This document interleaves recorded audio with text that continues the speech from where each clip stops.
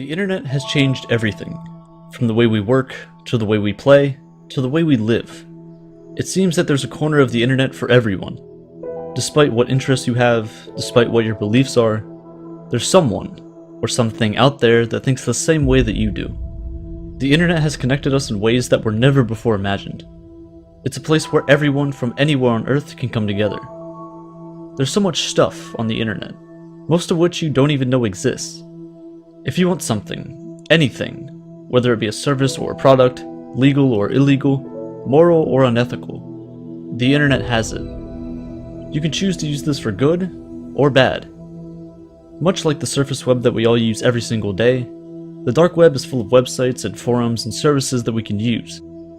But it's hidden under a layer of protection. Under the surface lies a nest of dark and hidden activities that are blocked off from the rest of the world. The dark web is the haven for illegal online activity, and it goes deep, much deeper than you might imagine. It's a place where criminals, predators, spies, drug, and even human traffickers lie. And it's all hidden in plain sight. You could access it in minutes if you wanted. But should you?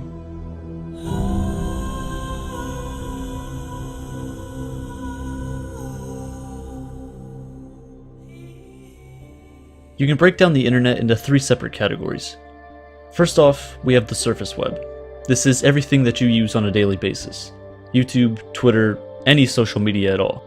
It's all a part of what we call the World Wide Web.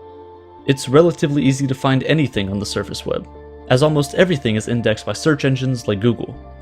Every second, over 1,000 photos are posted on Instagram, 8,000 tweets are posted on Twitter, 70,000 Google searches take place, and nearly 100,000 YouTube videos are watched. From this, the surface web seems massive, and in a way it is. In terms of pure traffic, almost everything you do can be found here.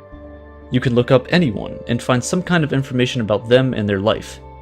But what you can't find are things like their bank account or medical records. These things are hidden under password-protected websites, where only they can access them. This is where we venture into the deep web. The deep web refers to the content on the internet that is not indexed by search engines. Basically, if you can't find it on Google, it's technically on the deep web. If you've ever logged into your email, you've browsed the deep web technically. And I know it might be a little disappointing that the deep web is not as cool as it sounds. It's pretty much just as mundane as the surface web, but with just a bit more secrecy. But realize that the deep web is the most massive part of the internet. The deep web contains 96% of everything there is on the internet. So even if you got online every single day and searched through new websites for the next 50 years, you wouldn't even put a dent into the pure amount of information there is on the internet. There's just too much to go through, most of which you couldn't even get access to. But even further and deeper than the deep web, in the tiniest sliver of the internet, lies the part of the web where things don't leave. Websites that are encrypted to hide their existence, sites without IP addresses to make them nearly unrecognizable, accessed by users with encrypted software to completely mask their identities. Here, anything and everything goes. We've reached the dark web. But how does this even work? How can you hide from the rest of the world on something that pretty much everyone has access to? If you're browsing the surface web, chances are the FBI man is watching you. Alright, not really, but for the average person, everything you do online can, and in many ways, will be tracked. Many websites will track what you're searching and looking at, and in turn advertise products or services to you that fit that description. This isn't anything new. Facebook, Amazon, and most social media sites are guilty of this. They sell your data to advertisers around the world, and you agree to it in those terms and conditions that you didn't read. This isn't a coincidence, and this doesn't happen by accident. The internet wasn't made to be anonymous. Some people see this as an invasion of privacy. Others don't see a problem with it at all. But how far can we let this go before it turns bad? Funny enough, the United States government thought this too, over 20 years ago. They wanted a system that could protect their communications while online. Since the internet wasn't designed for everyone and everything to remain anonymous, in a way, anyone could intercept government transmissions while they were being relayed, and this was unacceptable. So in the mid-1990s, researchers at the US Naval Research Laboratory began working on something called onion routing. Onion routing protects any data sent by essentially wrapping it with multiple layers of encryption, where the innermost layer contains the original message. Look at it like this. Let's say you need to get a message from here to here. But in order to get that message to the end, you have to go through 3 midpoints. We'll call them A, B, and C. The message is then wrapped in 3 layers of encryption. Each layer only knows where the message previously came from and where to send it next. Nothing else. So the message, or whatever data that was originally sent, remains hidden. At each midpoint, a layer of encryption is stripped, and the new layer's information tells it where to send the message to next. Eventually, after traveling through all the points, the final layer is stripped, and the message is revealed.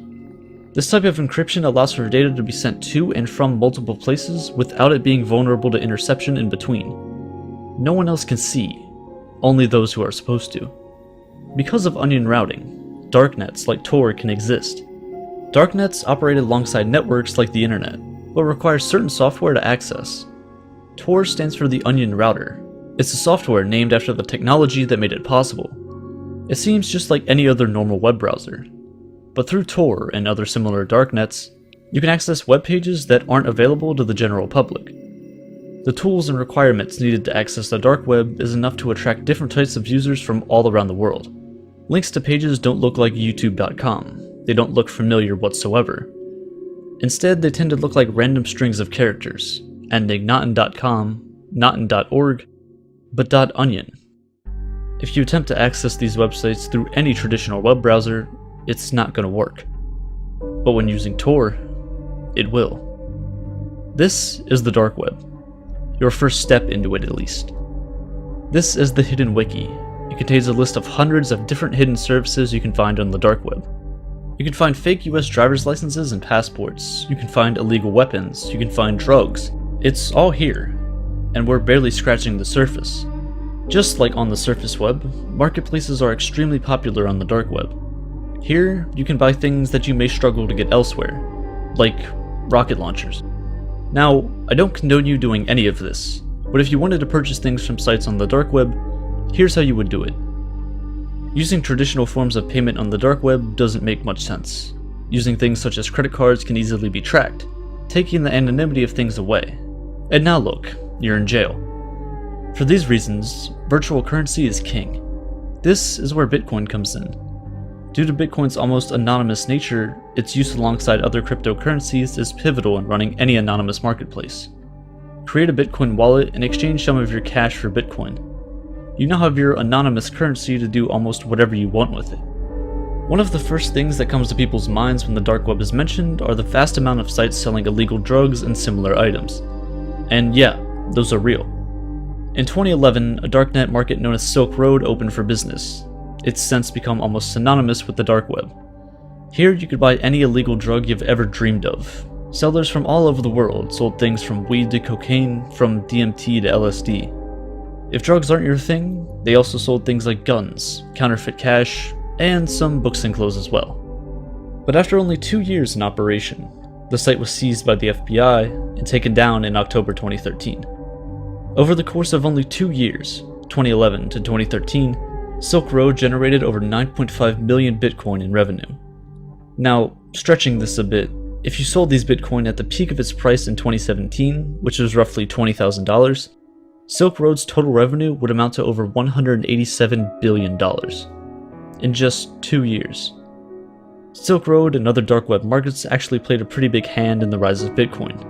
In 2011, when Silk Road was created, Bitcoin was valued at less than $1. But because the dark web pretty much requires a decentralized cryptocurrency, it was a perfect choice. To be honest, Bitcoin wouldn't be where it is today without a bit of illegal activity. The creator, Ross Ulbricht, was found and arrested in 2013, which was ultimately the reason the site was taken down. He was given 2 life sentences, plus 40 years in prison without a chance for parole. And I find this kinda unfair. Despite all the illicit activity going on in the dark web, it's not as massive as many make it out to be. Many of the larger services end up getting taken down, whether it be by a local government or even the FBI. But where there's demand, supply will inevitably show. When one site is taken down, 5 new ones open up to fill the void. After Silk Road was taken down, Silk Road 2.0 opened up. It was taken down less than a year later. But after that, Silk Road 3.0 opened up, and this has continued going on for years. Many of the creators and administrators of these sites were also found and convicted of similar crimes that Ross Ulbricht was guilty of. But instead of all of these people getting life in prison, their sentences were much, much shorter. Their largest seller on Silk Road was only given 10 years in prison. The creator of Silk Road 2.0 was only given a little more than 5 years in prison, for creating the same exact thing that got Ross Ulbricht 2 life sentences in jail. Nearly everyone else who had any connection to any of these sites were given a max of a 10-year sentence. Even if you never visit the dark web, if you didn't even know it existed, it still affects you. It's not uncommon to see data leaks and breaches pretty often nowadays. If your data was stored in a company's database that was compromised, there's a chance it's for sale somewhere on the dark web, where it can be purchased by anyone with access to it. If you don't know what to spend your money on yet, let me help you out. Social security numbers can go for as little as $1. This is something given to every single US citizen and can be used to steal someone else's identity. Botnets are also pretty cheap. For as little as a few dollars an hour, you can perform a distributed denial of service, or DDoS attack, to essentially take almost any website or service temporarily offline. These botnets can severely affect anyone or any business that is targeted. If you've ever played video games online before, someone's probably done this to you. You can also buy someone's medical records for as low as $50. There's also stolen credit cards for sale as well. Just buy one, rack up the bill, and then never pay it. A lot of this data isn't even for sale. It's just out there. There are websites leaking the information of politicians, celebrities, and even normal people like you and I, and there's not much you can really do about it. But even worse than this, there are some even darker things that can be carried out on the dark web. There are multiple hitman services claiming to be able to kill almost anyone in the world you want for as little as $5,000. Many of these have been revealed to be scams, but not all of them. But even though these may be scams, the fact that there are people out there who trust random people on the internet to carry out real murders is concerning to say the least. There's also services selling real human organs. How they acquired these, we'll never know. But if you need one, they're there. Child pornography is, unfortunately, a larger part of this than I'd like to admit. Sites such as Lolita City and Playpen have been taken down. But during their peaks, sites like these had over 200,000 users. Similar forums exist that discuss ways of abducting children from different parts of the world, where people would have discussions about how to hide them, what kind of kids they owned, and even darker things that they would do to them when no one else is around. This is only a small look into this deep and dark corner of the internet. The lack of rules here allows anything to exist. The deeper you go, the scarier things you'll find. But yet, despite all of these things that exist on the dark web, roughly half of all the funding for Tor still comes from the United States government, which is actually astounding when you consider the reputation that the dark web has. A lot of people that have been arrested and thrown in prison for illegal activities on the dark web don't even seem physically threatening whatsoever. But if you can run a drug empire online, or hire hitmen for a couple Bitcoin without ever having to put yourself in danger, you might not have to be. These are people you could see walking down the street. These are people that are in line behind you at the grocery store. They seem just like normal people, and you wouldn't even know what they're a part of just by looking at them. The dark web is portrayed as the vast criminal underground where millions of the worst people in society lurk. And while this is partly true, it's not entirely that. It's been claimed that there is only around 2 to 10,000 of these hidden services on the dark web, with only a little over half of them being deemed illicit content. But then again, these numbers cannot be taken as fact because, well, hidden services are by design meant to be hidden. Out of these few thousand websites, only less than 6% of people who use Tor actually use these hidden services. That's less than 120,000 people. Out of the billions of people who use the internet, 100,000 use the dark web. Out of the billions of websites that exist, a few thousand of them are deemed illicit. This is just a drop of water in the ocean. There's no surprise that not everyone in the world is as genuine as they may seem. But that's the gamble you take. That's the price you pay for this. While those darkest parts of the web exist, other parts exist to help the rest of the world. Plenty of countries around the world censor internet content that is deemed to be obscene by a higher power, typically governments. The dark web provides a haven where none of this censorship exists, providing the truth in many situations that people otherwise would have never seen. It gives people a place to truly speak about and report on things that are important, without fear of censorship or even physical threats. Many of the largest news networks operate dark web services to allow people to come forward with information without the fear of being caught or publicly ridiculed. But, to be honest, everyone puts their entire lives on the internet at this point. 10 or 15 years ago, this would have been absurd and, quite frankly, stupid. But now, it seems pretty normal. In a way, we're slowly giving up internet privacy, but the dark web kind of protects that. It gives people a way to take their privacy and anonymity back. Whether they use this in a positive or negative way is up to them. The drugs that are sold on the dark web, while mostly illegal, can have some positive uses. If you're in a place where they aren't sold, you could purchase them there. While the FBI, governments, and much of the public believe Silk Road had vastly negative effects on the world, Ross Ulbricht thought otherwise. He believed he was doing the world a service. Rather than the violence that can result from the trading and dealing of illegal drugs, Silk Road provided a safer, more genuine experience, which brought opportunity to the masses, and protected people as opposed to putting them at risk. But despite this, despite his apparent peaceful and non-harming nature, he was one who actually used these hitmen services on the dark web in attempts to have 6 different people killed. It all depends on how you view it, and how open you are to interpretations. The dark web doesn't have to be a terrible place. It's only scary if you go looking for things that you don't want to see. You can't necessarily get rid of them, but you can avoid them. There are some things that the average person just shouldn't see. And if you don't want to fall victim to this, I'd stay away from the dark web. Whether or not you believe it's as bad as it's made out to be, if this is the first time you're hearing about it, you probably don't know what you're getting into.